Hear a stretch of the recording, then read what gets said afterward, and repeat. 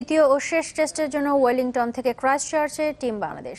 রাজধানী ছাড়ার আগে ম্যাচ হারের জন্য আক্ষেপের কথা জানিয়েছেন ইমরুল কায়েস। আক্ষেপ আছে নিজের ইনজুরি নিয়েও। তিনি মনে করেন দুর্ভাগ্য পিছু ছাড়ছে না বলেই এমন হার। দ্বিতীয় টেস্টে খেলতে পারবেন না ইমরুল। ওয়েলিংটন থেকে রেদওয়ান শুয়েবের রিপোর্ট।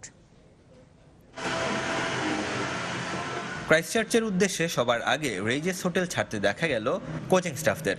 শুধু ক্রিকেটার নয়, physio Dean Conway, fielding coach Richard Halsall, conditioning coach Mario ভিলাভারেনদের মুখের হাসিও উধাও।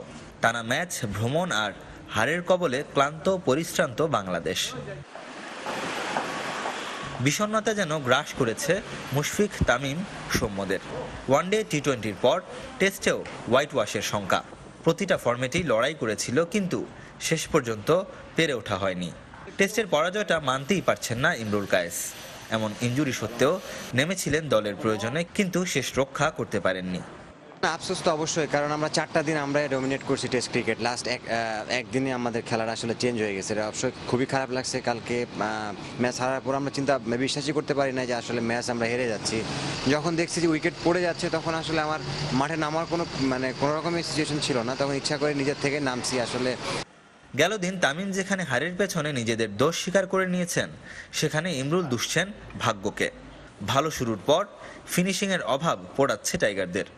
ওয়ানডে বা টি-20 বা টেস্ট প্রত্যেকটা খেলাতে আমরা কিন্তু ভালো স্টার্ট করছি বা একটা জায়গায় গিয়ে আমরা ধরতেছি, বাট আমরা ফিনিশিং করতে পারতেছি না। তা আমার মনে হয় যে এই জিনিসটাই আমাদের প্রবলেম হচ্ছে। আমরা যদি পুরো ফুলফিলভাবে একটাভাবে ধরতে পারি, ক্লিক করতে পারি, তাহলে আমরা রেজাল্ট পাবো। বাট সবাই ভালো খেলতেছে, একটা আনলাকিলি আসলে এভাবে রেজাল্ট আসতেছে না। দলের এমন বিপর্যয়ে কাটা ঘায়ে নুনের ছিটা ইনজুরির মিছিল।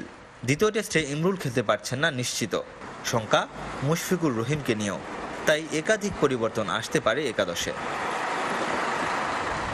ক্রাইস্টচার্চের পর নেলসন, নেপিয়ার, মাউন্ট ম্যাঙ্গানুই, এরপর ওয়েলিংটন। হচ্ছে জায়গার পরিবর্তন, কিন্তু অপরিবর্তিত বাংলাদেশের ভাগ্য। এখন শেষ ভরসা হিসেবে দ্বিতীয় টেস্টের জন্য অপেক্ষায় প্রথম venue. Redwan Shuaib, channel 24, Wellington, New Zealand.